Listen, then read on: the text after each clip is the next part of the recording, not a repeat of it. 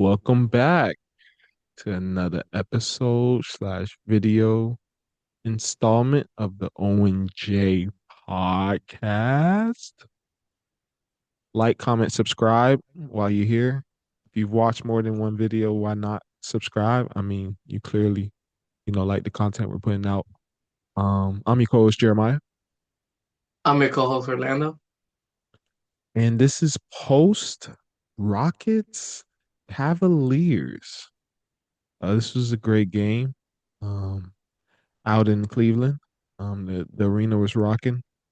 Um, Houston gets the win, 114 to 104. Um, it's pretty back and forth game. I think. Well, I think they had the I think they had control of the game most of the game, but I mean, Cleveland did make some runs. I think they got within five, probably within the third quarter. I know they ended the third quarter with a 23-5 run. But before we get into all that, who's your player of the game? Who you got? My player of the game, I'm gonna give it to Sengun. Three assists away from a triple double. 28 points, 11 rebounds, 7 assists. He was 10 of 17. Um, and just the way he's evolving, he's like a little mini JOKIC, JOKIC Jr. out here. You give him the ball and he's running it up, trying to trying to get those assists. It looks like you disagree. Come on. You disagree?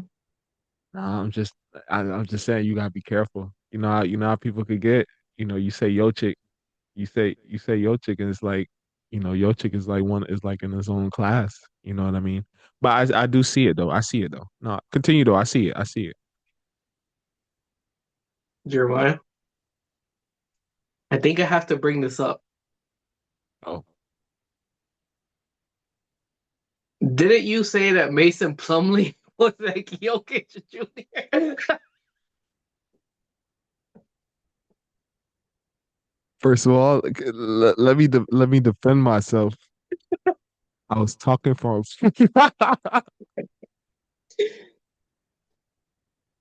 I'm sorry. All right, let me get it. Let me get it back. I was talking from a playmaking aspect. Okay. So That's if what I'm that if saying. Playmaking. okay, He okay. has 7 assists. But you just said like overall baby Yochik though. Like like Okay, okay, you're you know what I mean? right. Like From but I from a ain't gonna lie though. playmaking. The way he was playing today, I mean, I'm not mad at it. I mean, and the way I mean, not even just today, all season. I mean, from here and from up until this point in his career, I mean, he has been, elevating incredibly. So I'm not mad at it. There was moments where he was bringing up the ball up the court, and I had to do a double take, make sure it was actually him. I thought I was getting like confused with Reed Shepard for a minute there. I was like, wait, who's bringing up the ball from up the court? So It's like you telling me your 7 foot center. Like there was a point, I think it was like towards the end of the game, I saw like he was dribbling the ball all the way out to half court, all the way out from half court, like he's a like he's a point guard or something. And he was literally breaking down Evan Mobley, like getting to his spot. I mean, and he actually drew the foul. I'm like, what are we doing? 6'11"? What, seven? Okay, might as well not six. I mean, they always say 6'11". Just say 7 feet. Okay, he's 7 feet. You got your 7 foot center doing all that? That's yeah, that's wild. I agree though. Yeah, he's also my player of the game. There's a few other options out there. One person, I mean, Sengun was incredible today. I mean, well, I definitely want to talk more about his performance, but Aaron Holiday, right? Just first of all, just the whole family, right? It seems like they're all just good professionals. Like Drew Holiday, you don't really hear nothing bad about Drew Holiday. You know what I mean? He's a family man, took care of his sick wife, you know what I mean, and the kids. You know what I mean? Like, you don't really hear nothing bad about Drew Holiday. Even Justin Holiday. Like, what I mean, he's always had a job as long as he's been in the league. I don't know if he's still playing, but I mean, it seems like he may not have been on the same team a long time, but Justin Holiday will always find a job. And you know what I mean? Aaron Holiday uh, didn't really score. He was pretty much um zero. Had no points coming into the fourth quarter. Um, and the old saying, stay ready so you don't gotta get ready. Uh, 18 points in the fourth quarter. Um, 3 of 5 from the three, 5 of 7 from the field. Just efficiency. Just came in ready. You know what I mean? You just never know when coach, is gonna call your name. Yes, you have a young guard in front of you, Reed Shepard, that's trying to get developed. So your playing time may be iffy, right? But you were needed this game. You know what I mean? In a game against one of the top teams in the East. You know what I mean? So and you came in and delivered. So definitely a shout out to him just for being a professional and staying ready for sure. Yeah, shout out to him. Very impressed. He just lights out shooting. Exactly that spark plug this team kind of needed.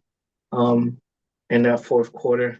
Yeah. Um, but also in that fourth quarter, Donovan Mitchell.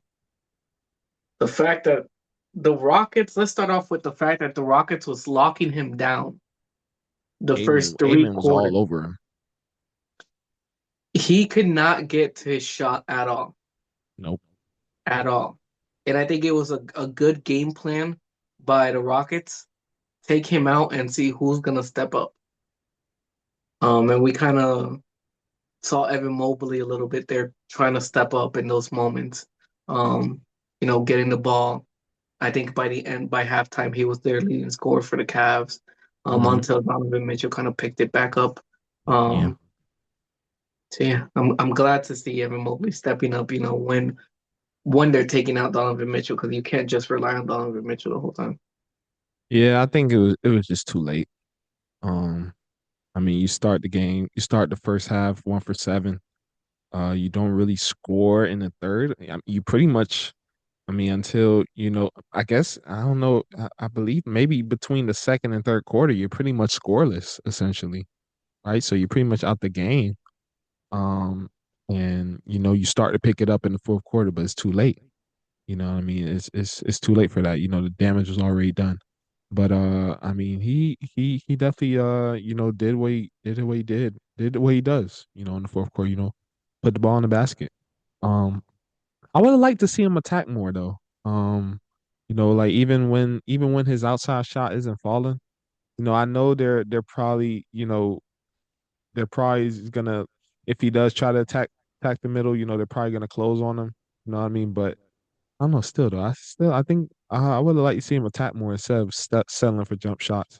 You know what I mean? I think that could have helped the team a little bit out. The um the Rockets are a very, very tall and long team, man. They are. Tall. So it's kind of getting into that mentality of he's so small, driving against basically almost the whole starting five is 7 feet because you got KD who's basically 7 feet playing the shooting guard position. So you it's You that say fear that. that you're gonna get blocked. Said 7 feet playing the shooting guard position. That's hilarious. KD is basically 7 feet. He needs to stop lying. We all know it's not a secret anymore. Is Donovan Mitchell really 6'2"? I feel like I asked this the last time we had a Cavs game, but is he really 6'2"? That Yes, is wild. yes. Yeah. Which And then we always had the goes back same to the question: we had the the same Cavs have conversation. two small guards. It's We always literally tough. had this same conversation the The last last Cavs Cavs game. game.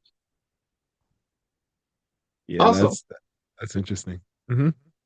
why the Cavs getting so many like national TV games? Like I Okay. feel like every time we're opening up the app and we're just saying, all right, what game should we watch? I always see like the main ones that are on like the ESPN, the Prime, the NBCs. It's always Cavs games. Who should it be? Why do the Cavs have so many games? Because they have one today on ESPN. And I think Mhm. seeing the commercials, they have one on Friday on Prime. Oh yeah, they do. I did see that. Yeah. What they doing to get so much TV time? Gotta Trying to be. understand. it's got to be because of last season. That's my guess. I mean, they You, had an incredible last season. you gotta spread the wealth though. Like Like I that's feel like all I've been seeing is Cavs, Cavs, Cavs, Cavs, and like I'm glad the Cavs are getting the recognition, but like yeah. spread the wealth. Have 'Cause maybe the Go ahead. no, nah, because I was thinking maybe the league thought that would kind of carry over to this year. You know what I mean? And but with Garland injured, he's still out. Struce was out, so they were missing a lot of pieces. But yeah, what were we about to say? I'm saying the league should give me like a 7 o'clock Lakers or Spurs games. Yeah, You I'm really trying want? to watch. I They're ain't gonna always lie. like We at haven't 10 o'clock, we have not done a Spurs game yet this year. but they're always late. They're so late. Yeah, Just with the Lakers is the same thing. They're late. yeah, yeah. NBA, y'all gotta do better. We need some. We want to see what thing. And Wemby just got hurt too. So Yeah. Watch. tie. It's just gonna be your luck that the next in a week they're gonna have a Spurs game at 7 o'clock, and then there's gonna be no one B. So Nah, for real. But I mean, yeah, they did their thing. I think they did. Do you like Tomlin? What did you think of Tomlin? The to get fine to think that you to just be in your city, just hooping at Rucker Park, and you don't even know that a Cleveland scout is watching you. Like that's wild. And you get a contract off of that. he's on a 2-way, right? Yeah, I think so. Yeah, yeah. He's that fine's gonna hurt him because he got up. He got up on who was it? You talking about Jabari? Jabari Smith. Yeah, That was all Jabari. I don't know what he. I mean, unless he had to have said something, because like that was like he did all say I something. saw was Jabari pushed him in the back, and then he Jabari literally pushed him, and then bro just got in his face like, "Why you push me?" And then he called him, p word into his face. That was crazy. That was like, I was like, yeah, that's the New York coming out of him. Like, you got to remember, he just came from Rucker Park like a couple weeks ago, bro. Like you know what I mean? That was crazy. He if you look at the close-ups when they were talking, it looked like he said it with so much anger that it looked like he almost spit on his face. That's what I thought. That's what I thought happened. I was like, dang, another Jalen Ramsey, Jalen Ramsey, freaking God dang, I forgot his name. I forgot his name. Jamar Chase. God dang situation. But nah. Um yeah, I was confused though, because I was like, something had to have been said, like, or they must have been jawing back and forth before that possession, because all I saw was Jabari push him in the back, and then bro just responded, and then he called him, a cat, basically, you know, but yeah, nah, I mean, well, I saw for him though, he wasn't afraid to shoot it. I mean, he clearly had the green light. I'll say that. Yeah, what was he? 4 for 10. 10 shots. I think that was his first game. I don't know if that was his first game of the year, but um, or his first start. I don't know, but he wasn't afraid to shoot it. I say that. He definitely has the confidence for sure. But but yeah, I Yeah, mean, it was a great game though. Rockets though, I had some stuff on the Rockets. Um, I think, and the interesting part is, it seemed like I think the reason for the comeback was really on the Rockets themselves. Because it's like what was working the whole game is your inside out game. Feed the paint. Like the paint has to get fed. You know what I mean? And you need to trust your bigs to be able to make plays. Sengun was eating in the paint, like eating. I saw him do he's wild. I ain't gonna lie. Like I don't know if you've seen JOKIC do this though. Like, bro, I think it was in the fourth quarter, maybe 2 minutes to go. This man, he was on the right block. He does a post spin euro for the lay. What are we talking about? And this is a paint that has Jared Allen and Evan Mobley in it. Who does that? Um, that's when I knew. I was like, yeah, he got it. He different. Yeah, like the paint is his, like that's his area. Like he's like he knows every move. He has some shots where like it looked like he was under the rim, but he was able to find the angle and he got the lay. Like it's crazy. Crazy. But yeah, that Euro off the post spin, that was beautiful. That was textbook. He's crafty, man. I'm telling you, he's crafty. He be pulling some moves, and I'm like, he really 7 feet out here. No, Like, really ain't many too many 7 footers that can do that. And then the funny thing is, probably the other 7 footer who could do that is probably KD, who's on his team. wild. Yeah. No, like really. Like I don't like.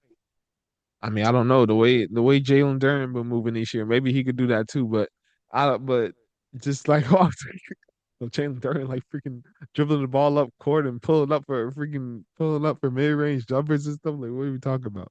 But nah, Alperen Sengun though, he was on another level tonight. I mean, Evan Mobley couldn't do nothing with him. Jared Allen couldn't do nothing with him. Like it was his paint. I mean, he was just and he just has so many moves. Like, you know what I mean? Like he can hit a post hook, he could hit an unorthodox post hook, he can, shoot from the mid range if need be. Like he has it all. I mean, he has it all. Um but yeah, nah, he was great. Uh I was worried. Now the only, I mean, and we're just like, I mean, knock on wood. Like we know that, the Rockets are gonna make the playoffs. Like they're gonna make the playoffs. But like what's needed for them to make a deep playoff run? And like some stuff that I saw was like, I would say it looked real questionable. Like you gotta have a playmaker out there.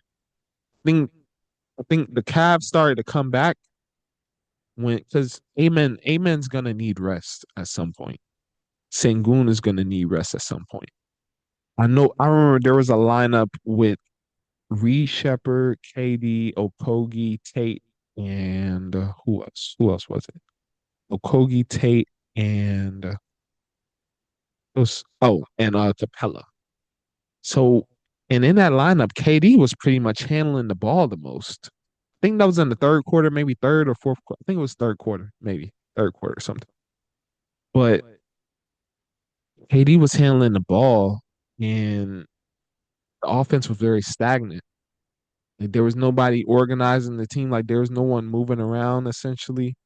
Um, and that was in I think right after that possession or a couple of possessions after, it was that possession where Jared Allen switched on to KD and pretty much locked them up and, KD the ball went off KD foot and, other to the other way.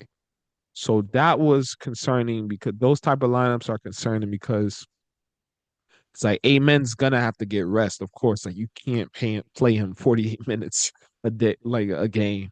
So I think having and this is where you miss Feet because it's like you need another play you need a secondary playmaker out there, especially when Amen essentially is your main playmaker, or even Sengun. Like he can be a playmaker, but he has to get rest as well. So they both were getting rest on the bench. And that lineup wasn't looking it didn't look good. Like the offense didn't look good. And I think the Cavs really started to make their run like when really Amen and Sengun were on the bench. I think that's when I really saw the Cavs really making runs for real. Um and yeah, that and then I know there was times where maybe Reed Shepard tried to run the point and maybe he just hasn't developed that just yet. But yeah, that may be something as well.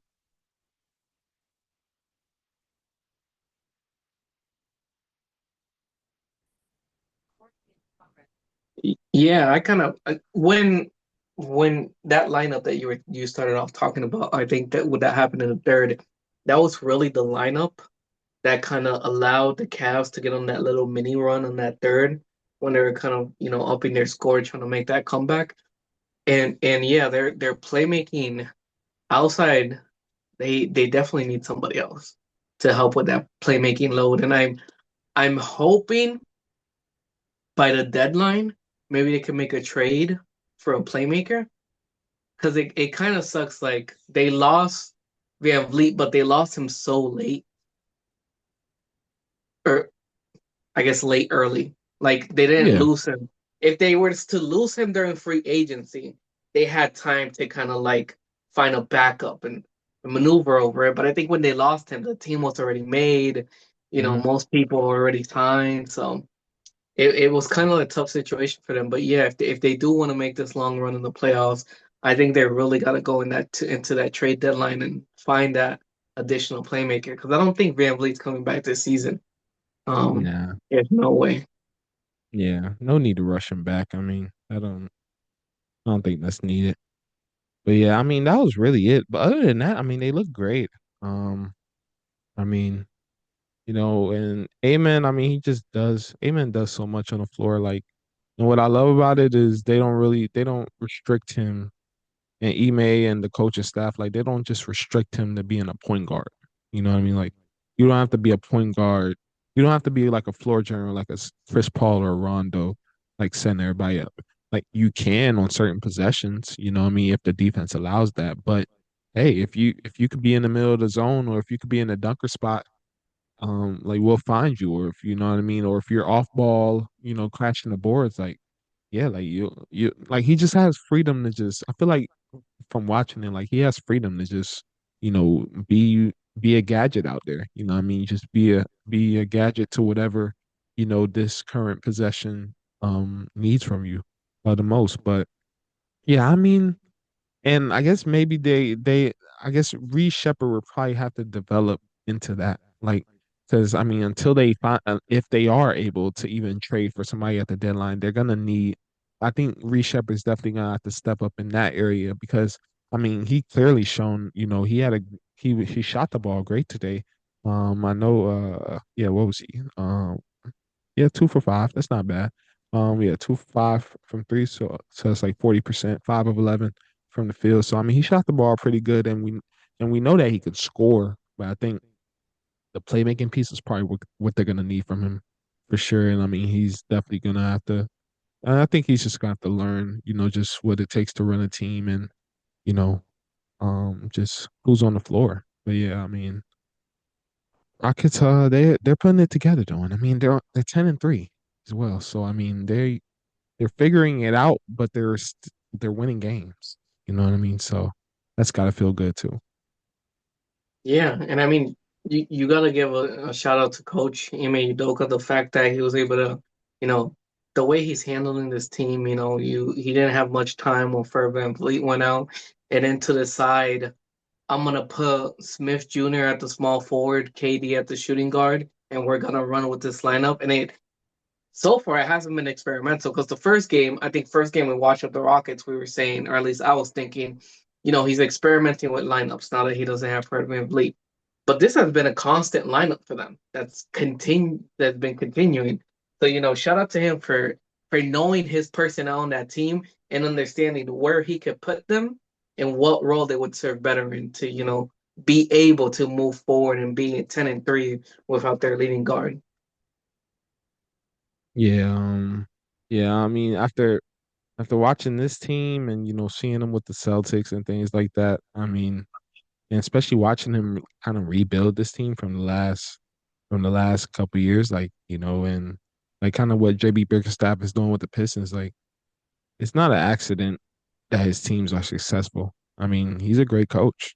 I mean, that's really it. You don't get to the finals by not being able to know how to coach. Like he clearly knows basketball, but he clearly knows like personnel and how to deal with personnel and basketball and hoopers. You know what I mean? So that's it's showing too. I mean, they're playing great, and they still have ways to go, and they still have ways to get better, which is beautiful as well. So I mean, I don't know, and I mean, I'm curious though, and is was JD Davidson even brought in to kind of be that playmaker? Like, because we haven't really seen much. There hasn't really been, he hasn't really had that much playing time from what I've seen with the Rockets. So, like, I wonder if he's gonna maybe be implemented at some point. I mean, Aaron Holiday was definitely the guy today, but I wonder how, deep in the rotation, Ime is willing to go. Yeah, I think now early in the season it's kind of like that time to go deep into your rotation and see what you got on deep down on that bench to see who could really help out this team moving forward. No, for sure. But I mean, yeah, I mean, it was a great game though. It was a great game. Uh, they really did the good with the Cavs. Cavs scored the fewest points in the first quarter that they have all season. Uh, I mean, yeah, they just played they just Houston played great. They played great today. Um, yeah, they played great. I think I also want to give a shout out to Hunter. We didn't first Cavs game we watched, we didn't really get to see him because he was out. But Right. this game, just 25 points, 6 of 11, 5 of 8 from three, very, very efficient. On this Cavs team, look like he really is a great fit on this Cavs team.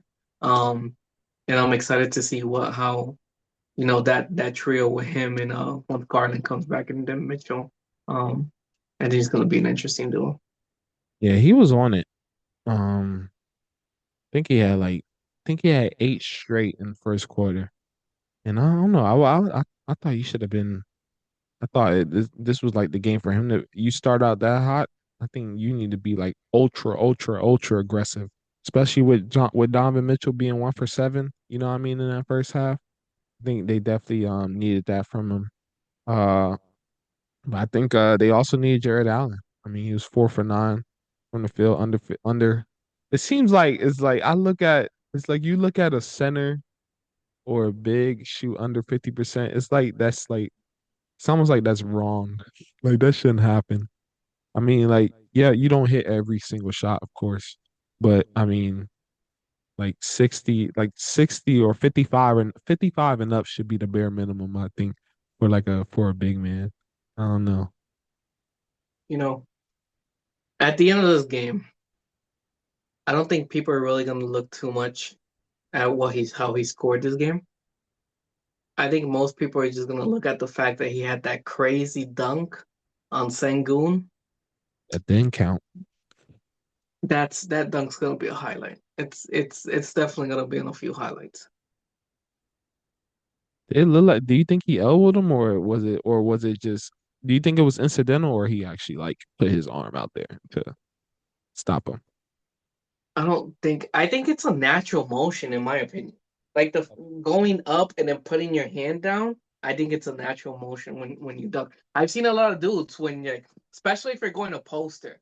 If you're going to poster somebody, many dudes try to put their arm out and put it on their opponent's chest or shoulder to kind of help them and elevate them a little bit.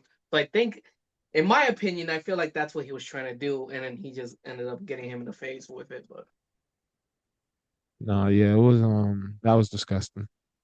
That yeah, caught me off guard. I mean, it brought some energy. It brought some energy to the squad for sure. But yeah, it's tough. That's that's a tough way to pick up a foul. I'm not gonna like you posted somebody, but it's a foul. Like that's crazy. yeah. Oh, but nah, I mean, he had a nice move. I don't know if you saw. He had a nice move against I think it was Steven Adams. He like he like he like dribbled the ball to the left, uh pivot spin to the opposite direction, faked them out, and then turned around for the jump hook. That was disgusting. I mean, like his footwork is impeccable. Yeah. But I mean, yeah, it was Rockets did what they had to do. It's just I think they just gotta be careful when that offense gets stagnant, and Amen and Sengun are out the game, and KD and Reed are kind of like forced to, run the show. Essentially, like that's not gonna. I don't think that's gonna work for like really, really, really good. I mean, Cavs are a good team, so I mean it. Like I mean, it look. it looked questionable against the Cavs. So, think about those other better teams in the West. You know what I mean? So I think that's definitely something that got to get cleaned up. And I mean, like you said, it could just be cleaned up with, maybe acquiring, another playmaker. So we'll see how that gets better over the season. But it was a good game though. I was pretty satisfied with Yeah, how it great went. game. Yeah. Great choice for ESPN game today. That was a great choice for sure. Uh, but yeah. You got anything else? Nope. Well, all right. Get well soon to Darius Garland. Get well soon to Max Strus. I don't know. Is that? I don't think the Rockets had any. Oh Van Vliet. well. Get well soon to Fred VanVleet. Yeah. Yeah. I mean, I don't think he's playing. I don't think. Oh yeah. I think they say he's not playing this year, right? No. Yeah, I mean he really shouldn't. Yeah. He just had What's the? that ACL tear in what, September I think it was or something like that. So Mm-hmm. Yeah, it was like close to training camp or in training camp. I don't know, one or the other. Yeah. yeah. Yeah, that's tough. Yeah, we'll see how both these squads get better. Um, yeah, like, comment, subscribe, all that good stuff. We'll catch you in the next bit. We out.